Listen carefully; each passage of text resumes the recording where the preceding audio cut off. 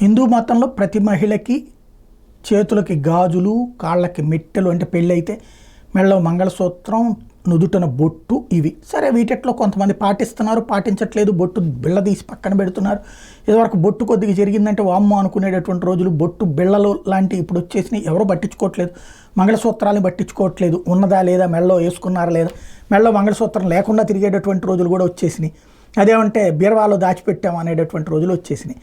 ఇక్కడే ఒక సమస్య అనుకుంటే, ఇప్పుడు కన్వర్షన్ అవుతున్నది. బీహార్లో ఒక వీడియో వైరల్ అవుతుంటే చాలా బాధ అనిపించింది అనమాట. సాధారణంగా హిందూ సంప్రదాయంలో ఆడవాళ్ళ బొట్టు ఎప్పుడు చెరిపేస్తారు, మొగుడు చచ్చిపోయినప్పుడు చెరిపేస్తారు.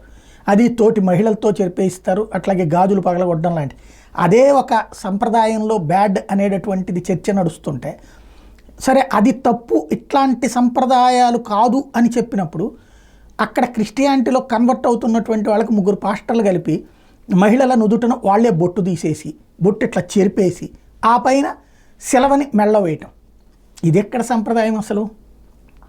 అంటే నీకు మత మార్పిడి, దానికి ఒక రీజన్ ఉండాలి. సరే, ఆ పేదలు ఎవరో లేదా ఇష్టమైనటువంటి వాళ్ళు మతం మార్చుకుంటారు.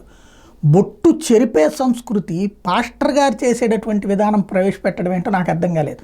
దాన్ని ఎలా అంగీకరిస్తున్నారో అర్థం కావట్లేదు. మనం ఎక్కడికి పోతున్నామో అసలు అర్థం కావట్లేదు.